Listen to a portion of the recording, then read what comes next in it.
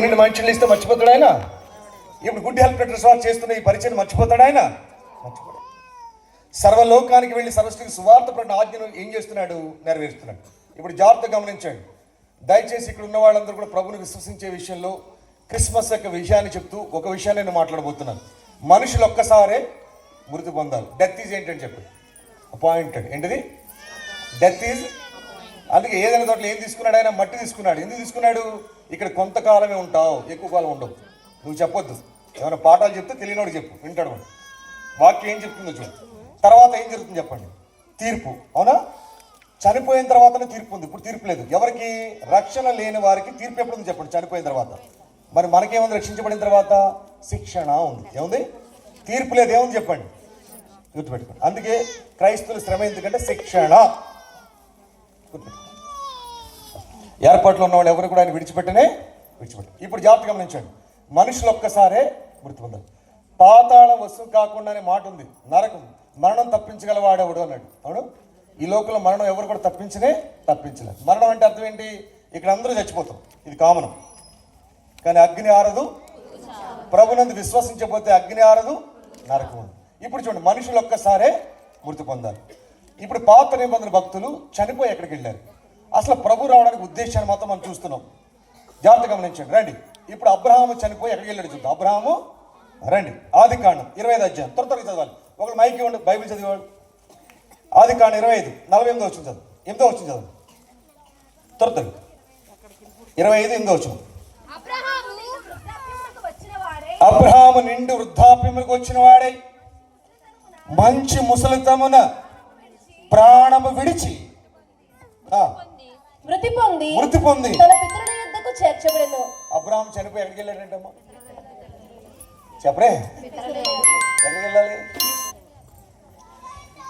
వెళితే పరలోకానికి వెళ్ళాలి, లేకపోతే నరకానికే పోవాలి. పితరుల యొద్దకు వెళ్ళాలి.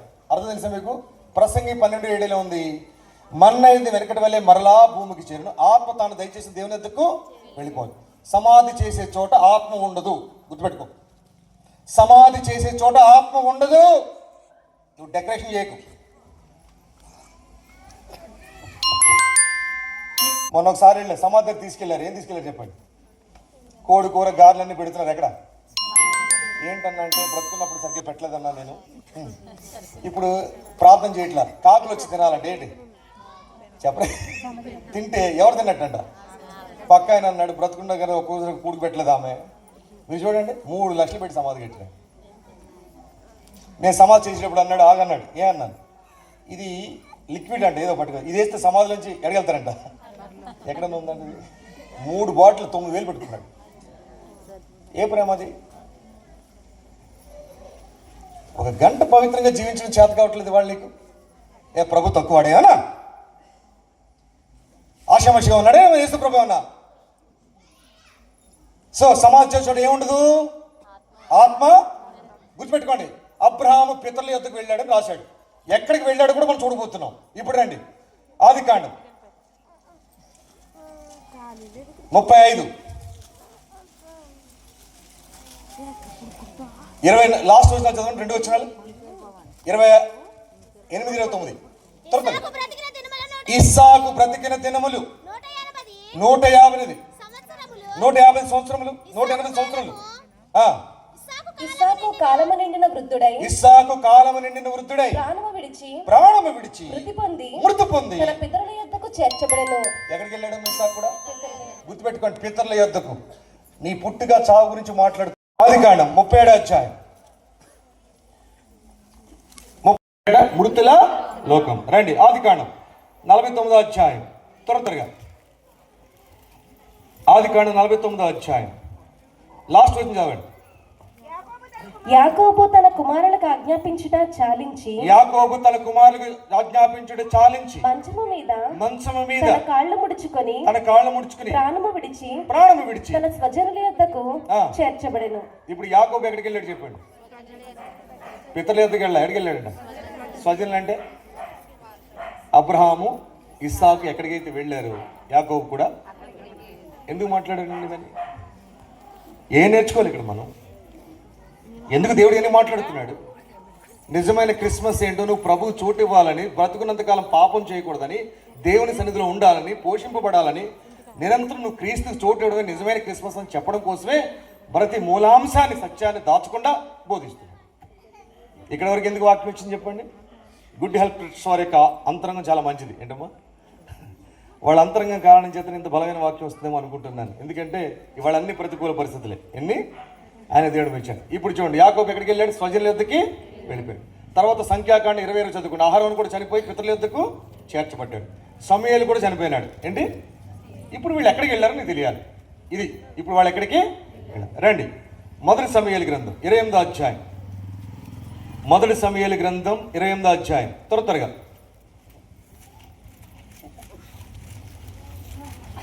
ఫస్ట్ 3వ వచనం చదవండి. అతని గురించి విలాపం చేసి రామా అను అతని పట్టణములో అతని పాతి పెట్టి ఉండేది. ఇప్పుడు సమూయేలు కూడా ఏమైపోయాడు చెప్పండి? చనిపోయాడు. ఇక్కడున్న సందర్భం చెప్పేస్తాను చూడండి. ఫిలిస్తీన్లు దండేస్తూ వస్తున్నప్పుడు రేపు ఏం జరుగుతుందో సౌలుకి తెలియాలి. కానీ ఉన్న పరిస్థితి ఏంటి? సమూయేలు ప్రవక్త కూడా ఏమైపోయాడు చెప్పండి? చనిపోయాడు. అప్పుడు ఏమైందంటే చిల్లంగి వారిని, శకుని చెప్పేవాడు, శకుని గారిని అందరినీ కూడా చంపేశాడు. ఎవరు? సౌలు. ఇప్పుడు శకుని చెప్పిన దానికి వెళ్ళాలి. ఎందుకంటే దానికి సమూయేలు ప్రవక్త కావాలి. అందుకని మారువేషం ధరించుకుని ఎవరి దగ్గర చిల్లంగి వాళ్ళ దగ్గరికి ఈ కన్నపిశాచం జరిగితే వాళ్ళు ఏమన్నా నన్ను గుర్తుపడతారేమని మారువేషం వేసుకుని రేపు ఏం జరుగుతుందో తెలుసుకోవడం కోసం ఆమె దగ్గరికి వెళ్ళాడు. రండి, 6-7 వచనాలు చదవండి. యెహోవా యొద్ద విచారణ చేయగా 8-9 వచనాలు చదవండి. కాబట్టి సౌలు మారువేషము ధరించి వేరు బట్టలు తొడుగుకొని 2 మనుషులను వెంట పెట్టుకుని పోయి రాత్రి వేళ ఆ స్త్రీ యొద్దకు వచ్చి కన్న పిశాచము ద్వారా నాకు శకునము చెప్పి నాతో మాట్లాడుటకై నేను నీతో చెప్పువాని రప్పించమని కోరగా ఆ స్త్రీ, ఇదిగో సౌలు చేయించినది నీకు తెలిసినది కదా, కన్న పిశాచము గల వారిని, చిల్లంగి వారిని అతడు దేశములో ఉండకుండా నిర్మూలము చేసిన కదా, నీవు నా ప్రాణము కొరకు ఉరియొగ్గి నాకు మరణమేళ రప్పింతువు అని అతనితో అనెను. అందుకు సౌలు, యెహోవా జీవము తోడు, దీనిని బట్టి నీకు శిక్ష ఎంత మాత్రము రాదని యెహోవా నామమున ప్రమాణము చేయగా ఆ స్త్రీ నీతో మాట్లాడుటకై నేనెవని రప్పింపవలనని అడుగగా అతడు సమూయేలును రప్పింపవలనను. ఎవరు కావాలంట? రప్పించమని అడిగాడు అంతే. అవునా? ఇప్పుడు ఏం జరిగింది చూడండి. ఆ స్త్రీ సమూయేలును చూచినప్పుడు బిగ్గరగా కేక వేసి, నీవు సౌలువే, నీవు నన్నెందుకు మోసపుచ్చితివని సౌలుతో చెప్పగా రాజు, నీవు భయపడవద్దు, నీకు ఏమి కనబడినదని ఆమెను అడగగా ఆమె, దేవతలలో ఒకడు భూమిలో నుండి పైకి వచ్చుట నేను చూచుచున్నానెను. అందుకతడు ఏ రూపముగా ఉన్నాడని దానిని అడిగినందుకు అది, దుప్పటి కప్పుకొని నా ముసలివాడొకడు పైకి వచ్చుచున్నాడనగా సౌలు అతడు సమూయేలు అని తెలుసుకుని సాగిలపడి నమస్కారము చేసెను. ఇప్పుడు జాగ్రత్త గమనించండి. ఎవరు కావాలంటే ఆయనకి? సమూయేలు. సమూయేలు చనిపోయాడు ఆల్రెడీ. కన్న పిశాచు దగ్గరికి వెళ్ళాడు. నువ్వు ఎవరు కావాలని అడిగింది. కానీ చూడగానే ఎవరు కనిపించారు చెప్పాడు? సమూయేలు. ఎవరు ఆజ్ఞాపిస్తూ వచ్చాడు? ప్రకటన కింద 1:10 ప్రకారం తాళం చెవులు ఎవరి దగ్గర ఉన్నాయి? దేవుని దగ్గర. దేవుడు ఆజ్ఞాపిస్తే సమూయేలు కింద నుంచి పైకి వచ్చాడు. చనిపోయిన సమూయేలు ఎక్కడ ఉన్నాడు చెప్పండి? భూమి కింద. ఎక్కడ? అక్కడి నుంచే పైకి వచ్చాడు. ఇది బాగా నోట్ చేయండి దయచేసి. అక్కడి నుంచే ఎక్కడికి వచ్చాడు చెప్పండి? పైకి వచ్చాడు. ఎలా దుప్పటి కప్పుకుని అంటే సమూయేలు ఎలా ఉండేవాడు చెప్పండి? వృద్ధాప్యులు ఎలా ఉండేవాడు? దుప్పటి కప్పుకుని ఉండేవాడట. అందుకే గుర్తుగా సౌలు కనిపెట్టేశాడు. ఎవరైనా ఇప్పుడు ఏమంటున్నాడు చూడు, సమూయేలు ఏమంటున్నాడు చూడండి. సమూయేలు, నన్ను పైకి రమ్మని నీవెందుకు తొందర పెట్టితివని సౌలు అడగగా సమూయేలు ఏమంటున్నాడమ్మా అంటే అక్కడికి వెళ్ళిన వాళ్ళు ఎవరు రావడానికి ఇష్టపడ్డారు అనమాట. మీరు చూడండి, ఒక సిస్టర్ ఉంది, నా భర్త కరోనాలో దేవుడు తీసుకుంటూ ఉంటే వైట్ డ్రెస్ వేసుకుని వెళ్ళిపోతున్నాడని ఎంత పిలిచినా వెనక్కి రావట్లేదు అన్నాం. ఏంటమ్మా, ఒక్కసారి అక్కడికి వెళ్ళినవాడు వెనక్కి నన్ను ఎందుకు రమ్మన్నా తొందర పెట్టామని ఎవరు అడుగుతున్నారు చెప్పండి? ఇప్పుడు ఏం జరుగుతుందో చూడండి. 18వ వచనం చదవండి. 18, 19, 20. యెహోవా ఆజ్ఞకు నీవు లోబడక అమాలేకీయుల విషయములో ఆయన తీక్షణమైన కోపము నెరవేర్చకపోయిన దానిని బట్టి యెహోవా నీకు ఈ వేళ ఈ ప్రకారముగా చేయుచున్నాడు. యెహోవా నిన్ను ఇశ్రాయేలీయులను ఫిలిష్తీయుల చేతికి అప్పగించును. యెహోవా ఇశ్రాయేలీయుల దండును ఫిలిష్తీయుల చేతికి అప్పగించును. రేపు నీవును కుమారులను నాతో కూడా ఉందురు. ఏం చెప్పాడమ్మా? నాతో కూడా ఉందురు. ఖచ్చితంగా ఫిలిష్తీయులకు అప్పచెప్తాడు. సరే,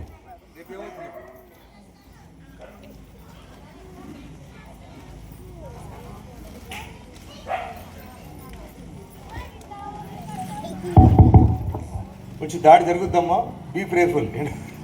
మామూలు చూడండి, రేపు నీవు నీ కుమారులు ఎవరితో ఉంటారట? నాతో. అంటే అర్థం చెప్పండి, నేను ఎక్కడైతే కింద ఉన్నానో నువ్వు నీ కుమారులు నాతో పాటు ఉంటారన్నాడు. నేను ఈ బైబిల్ చదివినట్టు 3 రోజులు ఏడ్చాను. ప్రభు సౌలు నరకానికి వెళ్ళలేదని అప్పుడు తెలిసిందా. కొంతమంది చూడండి ఇశ్రాయేల్ ప్రజలు ఎలా చేసేస్తాం. చూసుకోండి, ఈ పరిచయకి ఆ పరిచయకి పోలిస్తూనే ఉంటాం. కట్టడాల గురించి మాట్లాడుతాం, నక్షత్రం గురించి మాట్లాడుతాం చెప్పలేదే. రిబ్కాకి ఎలియాజర్ ఏం తీసుకొచ్చాడు చెప్పండి? ఏం తీసుకొచ్చాడమ్మా? బంగారం. ఎందుకు? రిబ్కాని ఎక్కడ నడిపించాలా? ఇస్సాకు దగ్గరికి. నీకు ఇచ్చిన వరాలు తలాంతులు కూడా అనేక మందికి క్రీస్తు దగ్గరికి నడిపించాలి. ఇది గుర్తుపెట్టుకోండి, ఇది మూలాంశం. వరించమని చెప్పలేదు ఆయన ఎక్కడ కూడా. రేపు నీవు నీ కుమారులు ఎక్కడ ఉంటారు? నాకు. అంటే సమయాలు కూడా ఎక్కడికి వెళ్ళాడు? సౌలు కూడా సమయాలు ఎక్కడ ఉన్నాడు అక్కడికి వెళ్ళిపోయాడు. ఎక్కడుంది ఈ పాతాళలోకం? ఇది ఇంపార్టెంట్. ఎక్కడుంది? ఎందుకు ప్రభు భూమి మీదకి వచ్చాడు విషయం మాట్లాడుతున్నాం. రండి, లూకాసు వార్త 16వ అధ్యాయం 18వ వచనం 22 నుంచి చదవండి. లూకాసు వార్త 16:22 తొందరగా. ఆ దరిద్రుడు చనిపోయి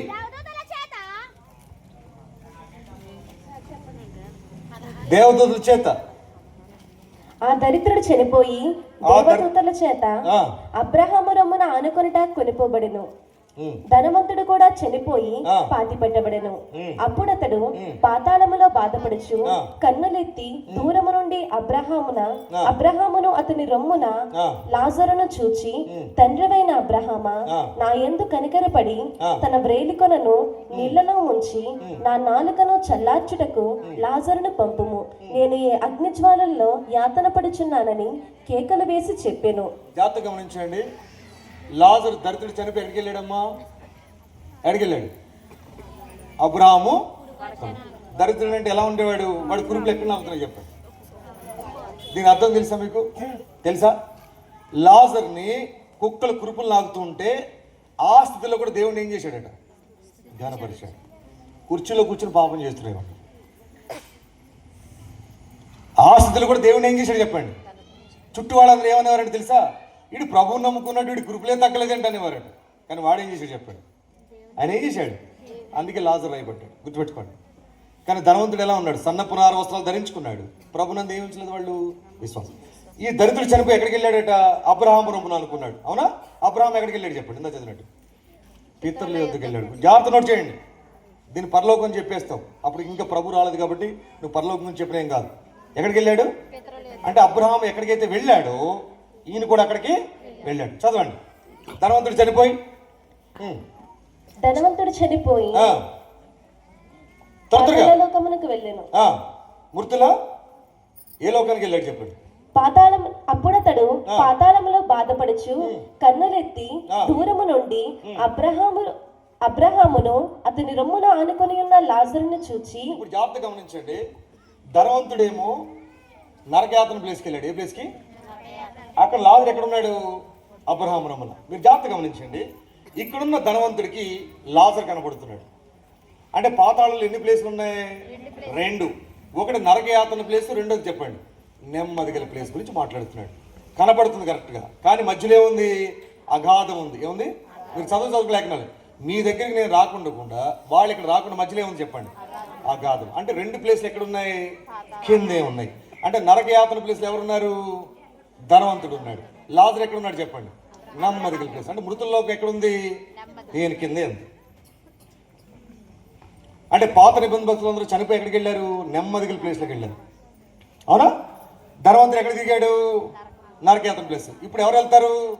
రండి, కీర్తన గ్రంథం 9వ అధ్యాయం 18వ వచనం. కీర్తన గ్రంథం 9వ అధ్యాయం 18వ వచనం. 9:17 అనుకుంటా. త్వరగా దుష్టులను ఎన్నో వచనం అది? కీర్తన గ్రంథం 9వ అధ్యాయం ఎన్నో వచనం అమ్మా? 17 చదవండి. దుష్టులను దేవుని మరచు జనులందరూ పాతాళంలోకి దిగిపోవుదురు. దుష్టులను ఏమి లేదు. ఎలా ఉంటారంటే వీళ్ళు? రండి, కీర్తన గ్రంథం 49:13. త్వరగా 14, 13, 49 ఎన్నో వచ్చిన అమ్మా? 14. వారు పాతాళములో మందగా కూర్చబడుదురు.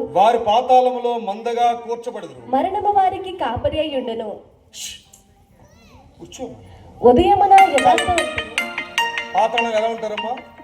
పాతాళములో మందగా కూర్చోబెడదురు. వారికి ఏం కాపురం ఉంటుంది? మరణం. మరణము వారికి కాపరి. జాగ్రత్త గమనించండి.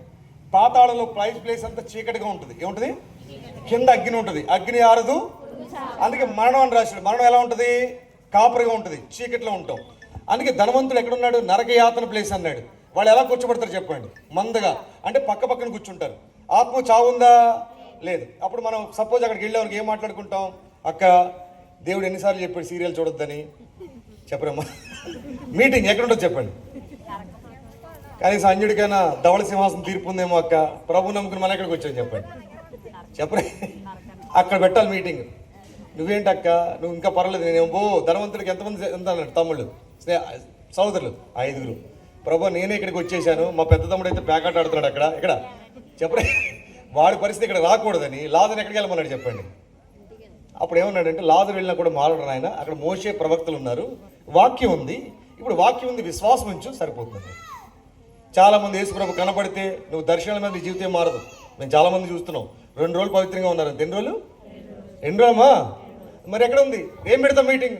ఎన్నిసార్లు ఇవాళ గుడ్ హెల్త్ ట్రస్ట్ వారితో ఆ వాక్యాన్ని ఎందుకు వినిపిస్తున్నాడు?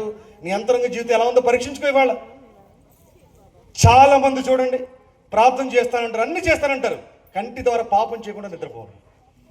ఇవాళ ఎందుకు బోధించాలి? వాళ్ళు మందగా కూర్చోబడ్డారు. మరణం వాళ్ళకి ఎలా ఉంటుంది చెప్పండి?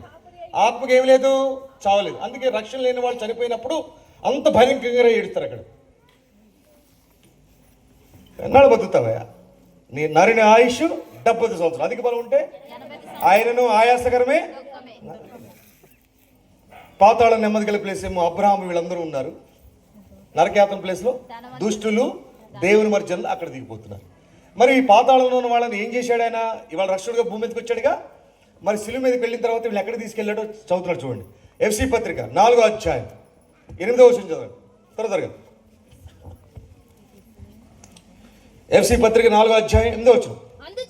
అందుచేత ఆయన ఆరోహణమైనప్పుడు చెరను చెరగా పట్టుకొని పోయి మనుషులకు ఈవులను అనుగ్రహించనని చెప్పబడి ఉన్నది. ఆరోహణమాయనగా ఆయన భూమి యొక్క క్రింది భాగములకు దిగిననియు అర్థమిచ్చుచున్నది కదా. ఎక్కడ దిగాడంటమ్మా? భూమి యొక్క క్రింది భాగములకు కిందకి వెళ్ళాడు. కింద ఎవరున్నారు? అబ్రహాము, ఇస్సాకు, పాత నిబంధన భక్తులందరూ నెమ్మది గల ప్లేస్ లో ఉన్నారు. అక్కడ దిగాడంట ఆయన. చనిపోయిన దొంగ కూడా ఎక్కడికి వెళ్ళాడు చెప్పండి? శిలువ మీద. నువ్వు నాతో కూడా. వాడు అక్కడికి ఎందుకు వెళ్ళాడు? ఇంకా ప్రభు రక్తం చేత వాడు కడగబడనే కడగదు. కిందకి వెళ్ళిన ఆయన ఏం చేశాడు? అలంకార రూపంగా చెప్పాడు. పేతురు, 1 పేతురు 3వ అధ్యాయం 20వ వచనం చదవండి. 1 పేతురు 3వ అధ్యాయం 20వ వచనం త్వరగా. 1 పేతురు 3వ అధ్యాయం 20వ వచనం. దేవుని దీర్ఘశాంతము ఇంకా కనిపెట్టుచుండినప్పుడు పూర్వము నోవాహు దినములలో ఓడ సిద్ధపరచబడుచుండగా అవిధేయులైన వారి యొద్దకు, అనగా చెరలో ఉన్న ఆత్మల యొద్దకు ఆయన ఆత్మరూపిగానే వెళ్ళి వారికి ప్రకటించెను. కిందకి వెళ్ళి ఏం చేశాడని చెప్పండి? శిలువ మీద ఏం చేశాడమ్మా? రక్తం కాచిన తర్వాత కిందకి వెళ్ళి ఏం చేశాడు చెప్పండి? అబ్రహాం అన్నాడు అక్కడ, భక్తులు అన్నాడు, తండ్రి తెలియకనే ఐగుప్తుకి వెళ్ళిపోయాను, శారాన్ని చెల్లి అని చెప్పాను అనగానే, ఇదిగో అబ్రహాము నీ కోసం చిందించిన రక్తం అని చెప్పి అబ్రహాముని ఏం చేశాడు చెప్పండి? కడిగి చెరగా ఎక్కడ తీసుకెళ్ళాడు చెప్పండి? తండ్రి కుడి పాత్రను తీసుకెళ్ళాడు. దావీదైతే ఎలా ఇడ్చుంటాడు? తండ్రి తెలియకని బెత్షెబా ఏం చేశాడు చెప్పండి? వ్యభిచార సంబంధమైన పాపం చేశాను ప్రభు అంటే, మన దోషములు బట్టి ఆయన ఏమయ్యాడు చెప్పండి? నల్లగొట్టబట్టాడు. అందుకే దావీదుని కూడా కడిగి పవిత్రపరిచి అక్కడ దొంగని, లాజర్ని అందరిని కడిగి పవిత్రపరిచి ఎక్కడ తీసుకెళ్ళి చెప్పండి? పానవేది తీసుకెళ్ళాడు. దానికి ఏం చేశాడు? ఆయన తాళం వేశాడు. ఏం చేశాడు? ఇప్పుడు నెమ్మది గల ప్లేస్ కింద లేదు, నరకయాతన ప్లేస్ అలాగే ఉంది. ఇప్పుడు నువ్వు చనిపోతే ప్రభు లేకుండా అక్కడికే పోతావు. అందుకే ఇప్పుడు నూతన నిబంధనలు చనిపోతే బ్రతుకుట క్రీస్తే, చావైతే లాభం. మీరు చదువుకుంటే 2 కొరింథీ 12వ అధ్యాయంలో ఇప్పుడు మనం చనిపోతే మన ఆత్మ ఎక్కడికి వెళ్తుంది? డైరెక్ట్గా పరదేశకి వెళ్ళిపోతుంది. ఎక్కడికి వెళ్ళిపోతుంది? ఇప్పుడు మనం చనిపోతే ప్రభువుని విశ్వసించిన తర్వాత ప్రభునందు ఉంటే మన ఆత్మ ఎక్కడికి వెళ్తుంది చెప్పండి? డైరెక్ట్గా పరదేశం వెళ్ళిపోతుంది. ఆత్మకి ఏమి లేదు, చావలేదు. మనం ఎవరితో మాట్లాడచ్చు చెప్పండి? మోషేతో కూడా మాట్లాడచ్చు. ఎక్కడ? నేను అయితే అడగాలనుకుంటా మోషేతోటి, 6 లక్షల మంది ఎలా నడిపించావు బాబు, మా ఇంట్లో మా ఫ్యామిలీని ఏం చేయలేకపోతున్నాం చెప్పండి. నిజంగా అడగాలి. వీళ్ళందరూ భక్తులు ఎక్కడున్నారు? అందుకే ఏమన్నాడు తెలుసా మీకు? పౌలు భక్తుడు ఏమన్నాడు ఎబ్రీ పత్రికలో? వేవేల దూతల యుద్ధకు అన్నాడు. జ్యేష్ఠుల సంఘం, నువ్వు మోషే దగ్గరికి వెళ్ళిపోతున్నావు, అబ్రహాం దగ్గరికి వెళ్ళిపోతున్నావు, సంపూర్ణ సిద్ధి పొందిన ఆత్మల దగ్గరికి వెళ్ళబోతున్నావు, రక్షకుడి దగ్గరికి వెళ్ళబోతున్నావు, తండ్రి దగ్గరికి వెళ్ళబోతున్నావు అని చెప్పాడు. క్రిస్మస్లో గొప్ప విషయాన్ని మాట్లాడాడు ఇక్కడ. అవునా? ఇప్పుడు చూడండి, ఈ జాగ్రత్త గమనించండి. దుష్టులు దేవుని మర్చి వాళ్ళు ఎక్కడికి దిగిపోతారు? పాతాళంలోకి. ప్రభునందు విశ్వసించిన వాళ్ళు ఎక్కడికి వెళ్ళిపోతారు చెప్పండి? పరదేశికి. పాత నిబంధన భక్తులందరూ కడిగి ఎక్కడ తీసుకెళ్ళాడు చెప్పండి? పరదేశంలో పెట్టాడు. నేను ఇలా మీటింగ్ చెప్తూ ఉంటే 3000 మంది ఉన్నారు. ఓ యవనస్తులు లేచాడు. లేచి ఏమన్నాడంటే, అన్నీ నమ్ముతానన్నా, తిరిగి లేవడం నమ్మనన్నాడు. ఎందుకన్నా? ఇప్పుడు నేను చచ్చిపోయాను. ఏంటమ్మా? నాకు ఆ రోజు డౌట్ క్రియేట్ చేశాడు. చచ్చిపోయి 100 సంవత్సరాలు అయిందనుకోండి, చనిపోయి 2 సంవత్సరాలు. మా పొలంలో నేను పాత పెట్టాను. ఏ పొలంలో? మా పొలం. 100 సంవత్సరాల తర్వాత మా తాత ఎవడో ఏం చేశాడు, దాన్ని ఆ పొలం అమ్మేశాడట. ఏంటి? వాళ్ళు ఏం చేశారు? పొలంలో మట్టి అంతా తీసేసి గుజరాత్లో ఒక ఇంటికి పునాది వేశారట. ఎక్కడమ్మా చెప్పరే? నేను ఎలా తిరిగి లేస్తావు చెప్పన్నాడు. అమ్మ అనుకున్నా. మీరు గమనించండి, దయచేసి గమనించండి. నువ్వు ఎలా తిరిగి లేస్తావు కూడా తెలియాలి. క్రిస్మస్కున్న ఆధారం గుర్తుపెట్టుకుని దయచేసి నామకార్థంగా బ్రతకండి. మా కూకటిపల్లిలో మా చుట్టాలింటికి వెళ్తూ ఉంటే, ఇప్పుడే ఆరాధనకి వెళ్ళి వచ్చాం, సినిమాకి వెళ్దామని అడుగుతున్నారు వాళ్ళు. మమ్మల్ని ఏమడుగుతారు చెప్పండి? ఏమనాలి? దేవుడైన పరిశుద్ధతలో కాంప్రమైజ్ అవుతాడా? పరిశుద్ధత లేకుండా ఎవ్వరూ కూడా ప్రభువుని చూడలేదు. తిరిగి ఎలా లేస్తూ కూడా కావాలి. రండి, 1 కొరింథీ 15వ అధ్యాయం. 1 కొరింథీ 15వ అధ్యాయం. కొరింథీకి రాసిన మొదటి పత్రిక 15వ అధ్యాయం. చూడండి ఎక్కడి నుంచి ఉంది. మృతులు ఎలాగూ లేతురు. చదవండి. ఆదామునందు అందరూ ఎలాగ మృతి పొందురు. 15:35 నుంచి చదవండి. అయితే మృతులు ఎలాగూ లేదురు, వారెట్టి శరీరంలో లేతురు. ఒకడు అడుగును, ఓ అవివేకి, నీవు విత్తనది చచ్చితేనే నువ్వు విత్తన చచ్చితే గాని బ్రతికింపబడదు కదా. విత్తదానిని చూడగా, నీ విత్తదాన్ని చూడగా, అది గోధుమ గింజైనను అది సరే, గోధుమ గింజైనా సరే, మరి ఏ గింజైనను సరే, మరి ఏ గింజైనా సరే, వట్టి గింజనే విత్తుచున్నావు గాని, వట్టి గింజనే విత్తుచున్నావు గాని, పుట్టబోవు శరీరమును విత్తుట లేదు. పుట్టబో శరీరాన్ని విత్తుట లేదు. ఇప్పుడు జాతకం అండి. సమాధికి తీసుకెళ్తామా? అవునా? ఇప్పుడు చూడండి, పౌలు భక్తులు ఏమంటారంటే, గోధుమ గింజ తీసుకోండి, భూమిలో వేస్తే ఏమవుతుంది? చచ్చిపోయిన తర్వాత ఏమొస్తుంది చెప్పండి? మొక్క వచ్చిన తర్వాత ఏమొస్తాయి? గింజలు వస్తాయి. ఎలా వచ్చింది అని అడిగాడు. చెప్పండి. ఆల్రెడీ భూమిలో చచ్చిపోయింది కదమ్మా, ఏది?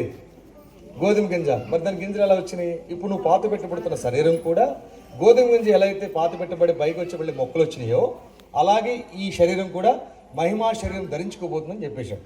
జాగ్రత్త గమనించండి. కింద ఏమంటాడంటే, ఇలాగే కనుక కడబోర శబ్దం మోగితే ప్రభునందు మృతులందిన వాళ్ళు ఫస్ట్ లేస్తాం. ఒకవేళ ఇలాగే ఉన్నాం అనుకోండి, ఏలియా మార్పు చెందినట్టు మనం మహిమాశ్చర్యంలోకి మార్పు చెందుతాం. ఇక్కడ పాయింట్ ఏంటి? రాకడ కోసం భయపడకు. రాకడ కోసం సిద్ధపాటు లేకపోతే భయపడు. నేను చెప్పేది ఇది. 1 కొరింథీ 15 అన్ని వచ్చినా మాట్లాడాడు. అవునా? ఇప్పుడు తిరిగి ఎలా లేస్తాం? తిరిగి ఇప్పుడు చెప్పేస్తున్నాం. ఆ గోధుమ గురించి ప్రాసెస్ ఏంటో యెహెజ్కేలు గ్రంథంలో ఉంది. ఇప్పుడు బాగా చదవండి, త్వరగా చదవండి. యెహెజ్కేలు గ్రంథం 37వ అధ్యాయం 2 నుంచి చదవండి. త్వరగా. యెహెజ్కేలు గ్రంథం 37:10. 37:2 నుంచి అమ్మా. యెహెజ్కేలు గ్రంథం 37:2 నుంచి. ఎముకలు అనేకముల లోయలో కనబడెను. ఎముకలు అనేకముల లోయలో కనబడెను. అవి కేవలం ఎండిపోయినవి. ఆయన నరపుత్రుడా, ఎండిపోయిన ఈ ఎముకలు బ్రతకగలవా? నన్ను అడగగా యెహెజ్కేలు ప్రవక్తను ఒక లోయలో తీసుకెళ్లి అక్కడ అన్నీ ఏమున్నాయి చెప్పండి? ఎండిపోయిన ఎముకలు ఉన్నాయి. యెహెజ్కేలు ప్రవక్త దేవుడు అడిగాడు, నరపుత్రుడా, ఎండిపోయిన ఎముకలు బ్రతకగలవా అని అడిగాడు. ఇప్పుడు అదే క్వశ్చన్ మనకి వేస్తే ఏం చేస్తాం చెప్పండి? ఏమో ప్రభువా, అవి ఎలా బతుకుతో నాకేం తెలుసు, అది నీకే తెలియను అన్నాడు. చదవండి. ప్రభువా యెహోవా, అది నీకే తెలియనని నేను అంటిని. అందుకైన ప్రవచనమెత్తి ఎండిపోయిన ఈ ఎముకలతో ఇట్లనము, ఎండిపోయిన ఎముకలారా, యెహోవా మాట ఆలకించుడి.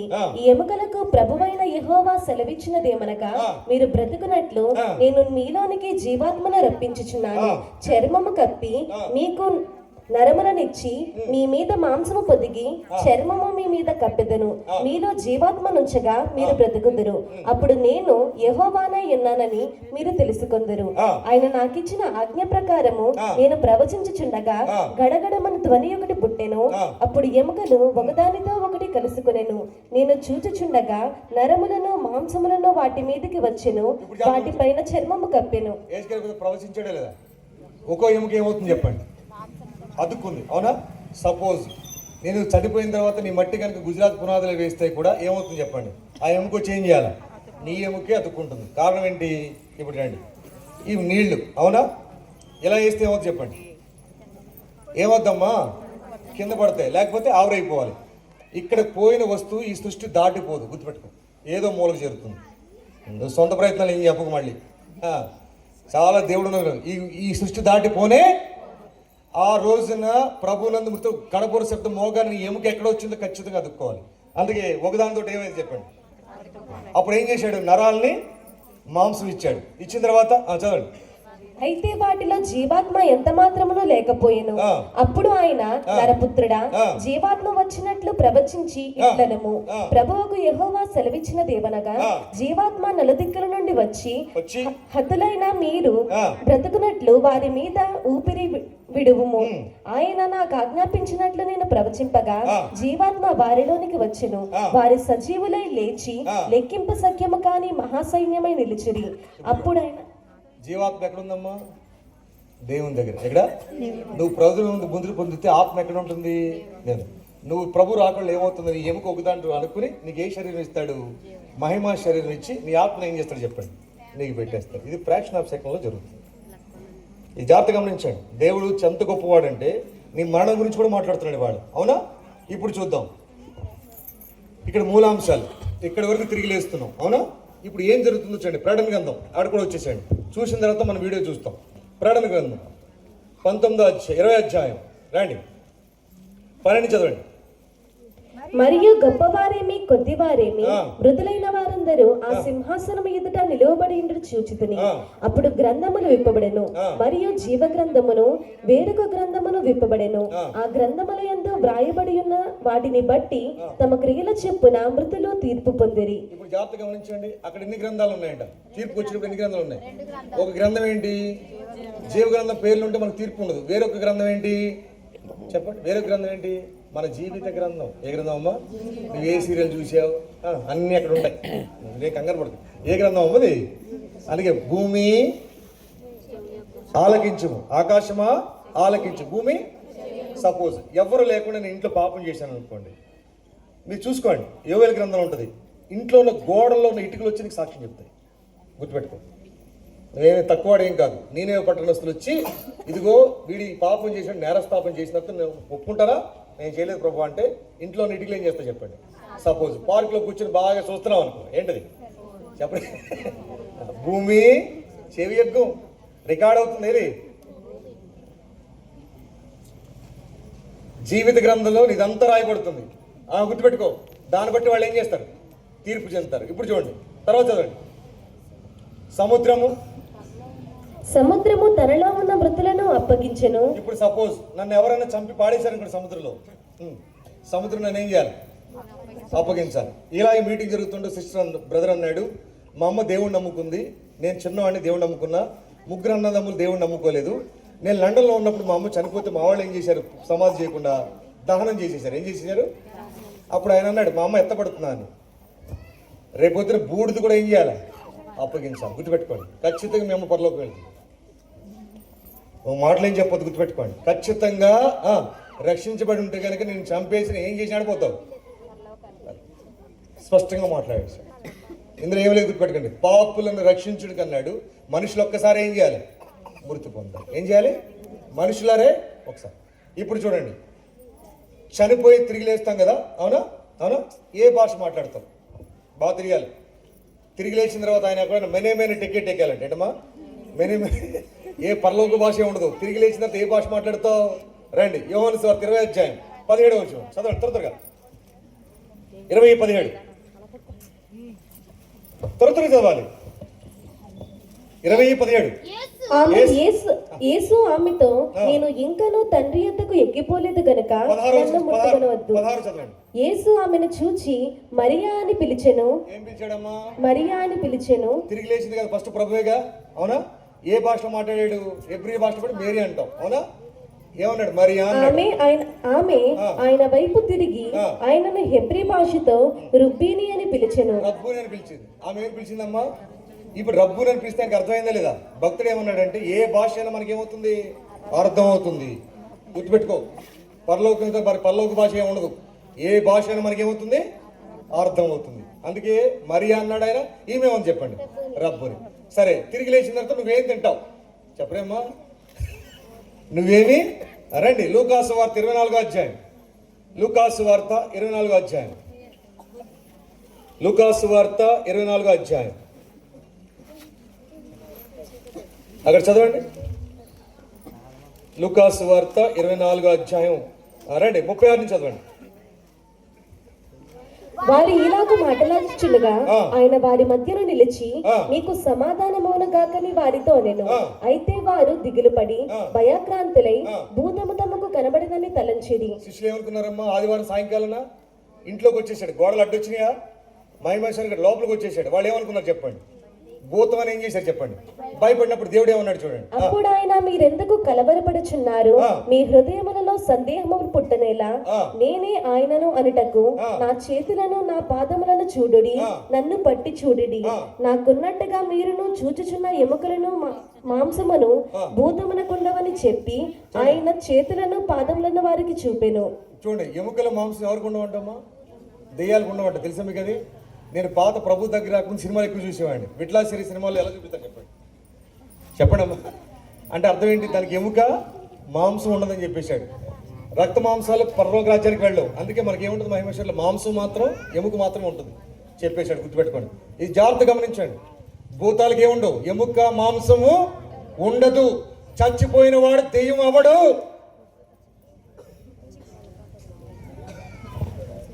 అవడు. దురాత్మల సమూహమే వాళ్ళని ప్రేరేపించి వాళ్ళు ఏం చేశారో జీవితం తెలుసుకుని జరిగిపోయింది తెలుసు కాబట్టి వాడి ద్వారా మన లోపల రావడానికి ట్రై చేస్తాం. ఇది క్లియర్. ఇప్పుడు ఏం తిన్నాడు ఆయన? చదవండి. అయితే వారు సంతోషము చేత ఇంకను నమ్మక ఆశ్చర్యపడుచుండగా ఆయన, ఇక్కడ మీ యొద్ద ఏమైనా ఆహారము కలదా అని వారిని అడిగాను. వారు కాల్చిన చేప ముక్కను ఆయనకిచ్చిరి. ఆయన దానిని తీసుకొని వారి ఎదుట భుజించెను. ఏం తిన్నాడమ్మా ప్రభు? ఇప్పుడు మనం కాల్చిన చేప ఏం తినాం? జీవవృక్ష ఫలాలు తింటాం. ఏం తింటాం? ప్రాణం. ఎంత గొప్పగా చెప్పండి. నీ భవిష్యత్తు ఏంటో కూడా చెప్పేస్తున్నాడు ఆయన. ఇంకేంటి? ఇప్పుడు జాగ్రత్త గమనించండి. మనం ఎక్కడ చనిపోయినా తిరిగి ఖచ్చితంగా లేదు. ఇక్కడ కూర్చున్న వాళ్ళు ఎవరికి మరణం లేదు. ప్రభు నమ్ముకున్న ఏమి చెప్పండి, మరణం లేదు. కానీ మనకు తీర్పు కూడా లేదు. కానీ ఏముంది? మనకి శిక్షణ ఉంది. ఏముంది? ఇప్పుడు జాగ్రత్త గమనించు. 9 నిమిషాలు వీడియో ఉంది. అది అయిపోయిన తర్వాత క్రిస్మస్ ముగింపిస్తాం. ఎన్ని నిమిషాలు ఉంది? జాగ్రత్తగా ఉండండి, అటు ఇటు చూడండి అంతే. ఎన్ని నిమిషాలు? మీరు ఆల్రెడీ చూసిందే. మళ్ళీ ఇప్పుడు సరే వాక్యానుసారంగా మీకు అర్థమవుతుందండి.